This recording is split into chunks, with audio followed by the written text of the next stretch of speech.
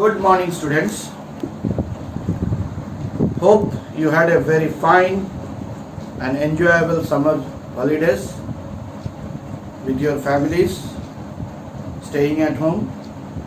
Most of you, or many of you, could not go out because of this lockdown. Never mind. You have to still go with your life like this. You have to take it, the best out of it. Hope you have spent a quality time with your parents and already completed whatever the notes and assignment was given before the summer vacation in all the subjects you have done. So now come back to the mood of studies, because we are very much uncertain that when the school will reopen. So taking that into mind, we cannot stop the studies. We have to continue our studies. So today I am going to start the second chapter, that is the materials, metals and non-metals. So materials are being categorized into two terms, that is metals and non-metals. Now I am going to discuss some terms which are important for you. First of all, I will tell about metalloids. What are metalloids?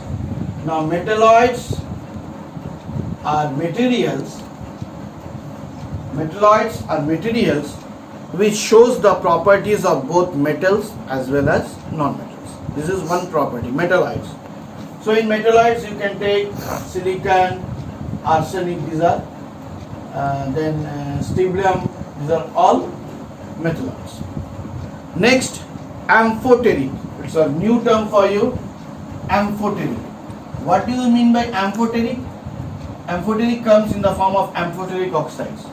So metals which shows the properties of both acid as well as base, like zinc, aluminum oxide, zinc oxide. This shows the properties of both metals as well as non-metals.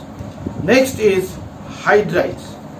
Okay, hydrides, compounds of metals and non-metals reacting with hydrogen. Next is hydrides. Compounds of metals and non-metals with hydrogen. And last is galvanization. What is galvanization? Coating of a zinc layer over iron objects. Coating of a zinc layer over iron objects. Galvanization.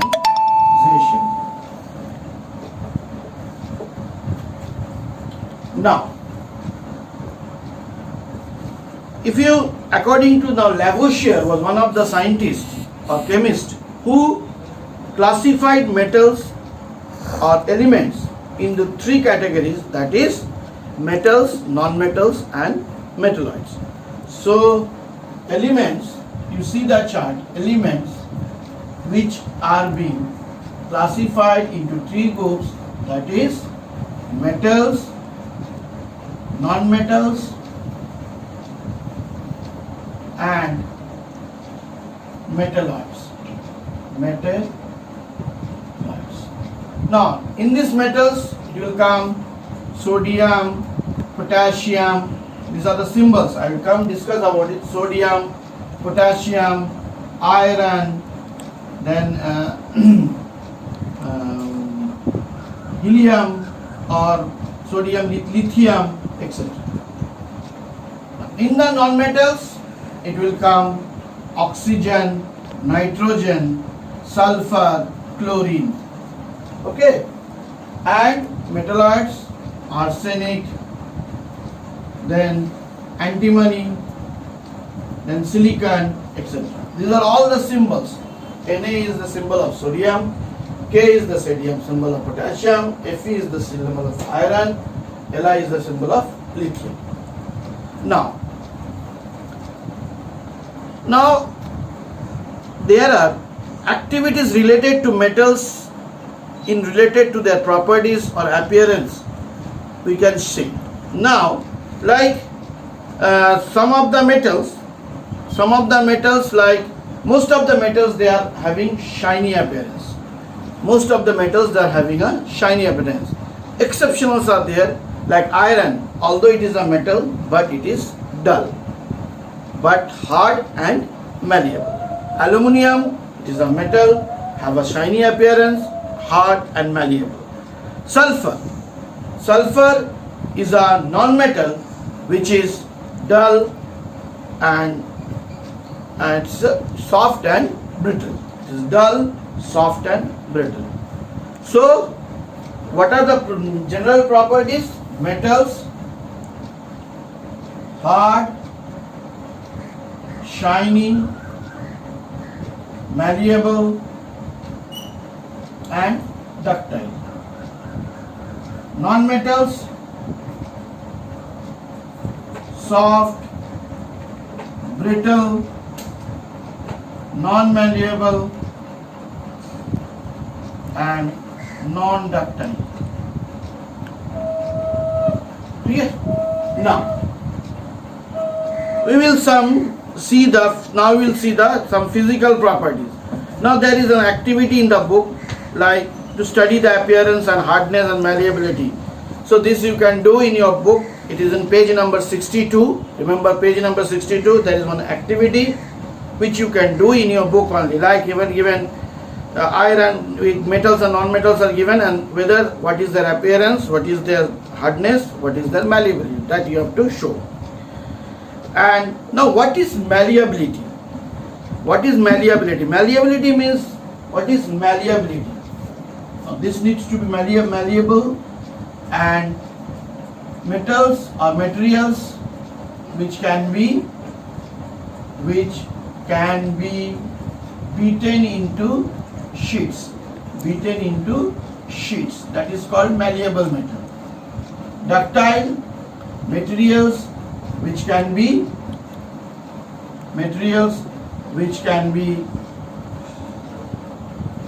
drawn into wires, that you term it as ductility. Okay, like those are generally metals are malleable and ductile, and non-metals are non-malleable and non-ductile. One more property of metals is that metals are good conductor of electricity. Suppose you take a battery here, okay, you take a battery here, this is negative, this is positive, and connect it to a bulb, and through the wire, if you connect, if it is a metal wire, it will conduct electricity. So metals are good conductor of electricity, and if you see the bulb, it will give heat also. It means metals which are malleable and metals are good conductor of heat and electricity. Good conductor. Fine, students? Hope you have understood up to this much. Now, I will come to the physical properties of metals. Now, first is the physical state.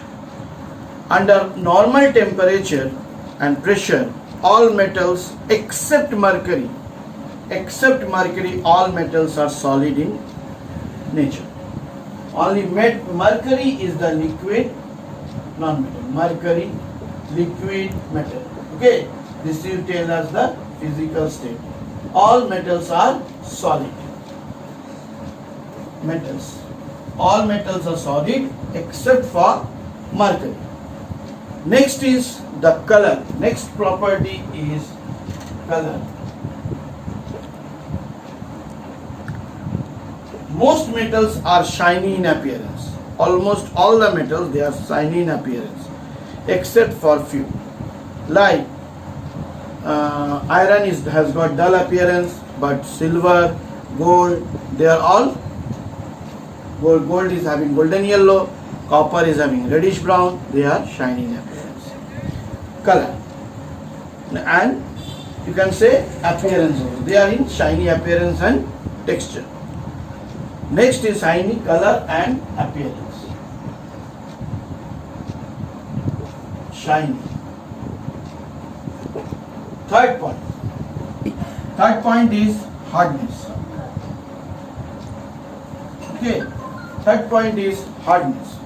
Now what is hardness? Most metals are hard except for sodium and potassium. Sodium and potassium are very soft metal. As they are highly reactive, they are kept inside the kerosene oil. They are kept inside the kerosene oil. Osmium is hard enough to scratch. With sodium and potassium metal, you can cut it with the help of knife. Tensile strength. Most metals are having very high tensile strength. Next one is tensile strength. Most metals are having high tensile strength. That means they can hold, or they can have the capacity to hold the metals, like iron is used for making bridges and all. Malleability and ductility. Most of the metals can be hammered into thin sheets, or they can be drawn into thin wires. Like metals like silver, aluminum, they are used for packaging food particles, food materials. Conductivity. Malleability. Next property is malleability and ductility. Malleability and ductility. Almost all metals are malleable and ductile.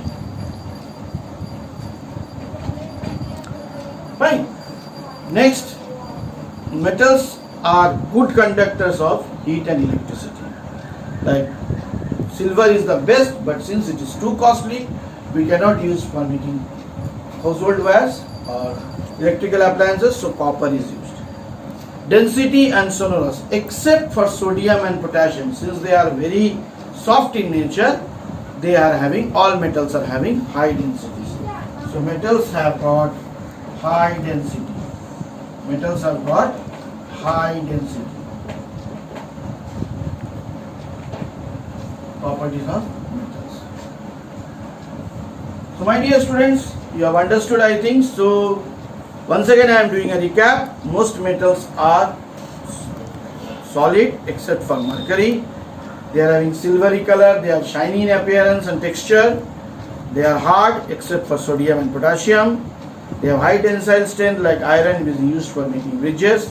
They are malleable and ductile, as they are used for making food pockets like food foils, aluminum and silver packet. Ductility, they can be drawn into thin wires.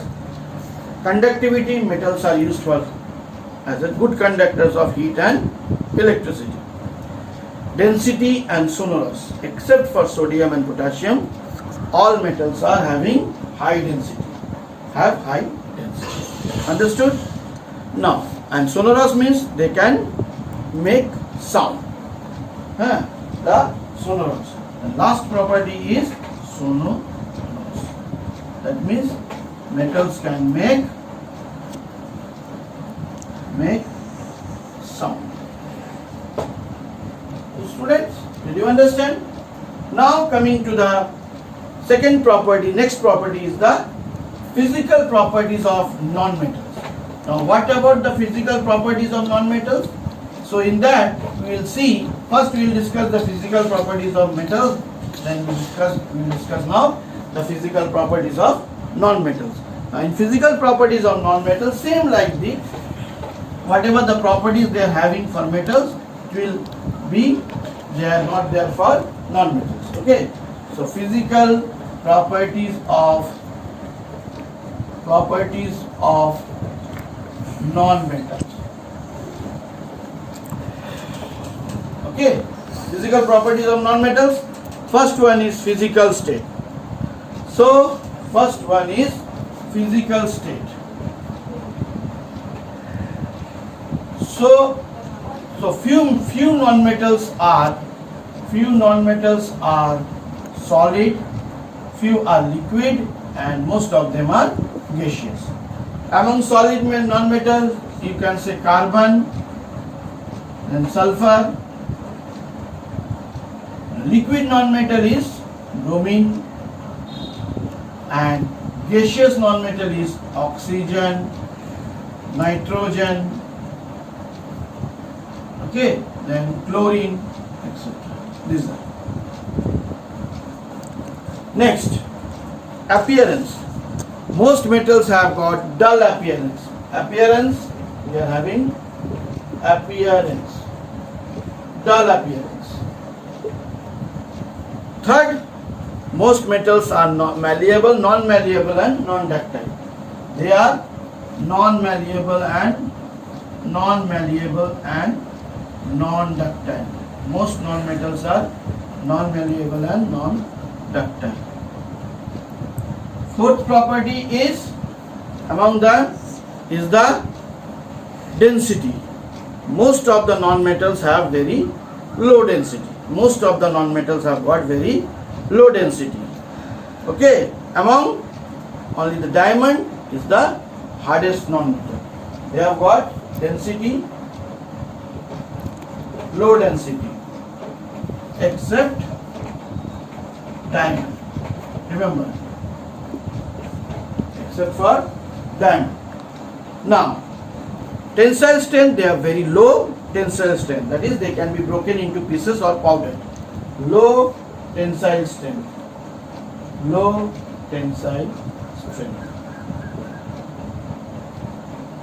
And next, low melting point and boiling point. Low melting point and low. They cannot be used for making wires or that. And non-metals do not produce any sound. They are non-sonorous. Okay. Now, this conductivity we have seen, and one more thing, most metals conductivity, if you see, they are poor conductors, except for graphite, which is a good conductor. Graphite is a good conductor. You can see it is used for batteries, then lead pencils. Graphite is a good conductor. So students, hope you have understood these points nicely, and you will go through the videos properly, understand, and from your book you will do a comparative study between, you write a question, distinguish between metals and non-metals, or do a comparative studies between the physical properties of metals and non-metals, and do oral questions on page number 66. Do oral questions on page number 66. So this will help you out. And one more thing, copper and aluminium, they are used for electrical wires and cables. Why they are used? Because they are good conductors, or they are used to make the cooking utensils. Why? Because they are good conductors of heat. They are used in electrical wires, they are good conductors of electricity. They are used for making cooking utensils because they are good conductors of heat. So this much you will do a comparative studies between the properties of physical properties of metals and non-metals, and write the oral questions on page number 66 in your paper. So for the day, this much only I am teaching you. In your next class, whatever, I will start with the chemical properties. I will first do the revision, some questions, and then I will give you the next part of the question. Thank you. May you have a joyful day.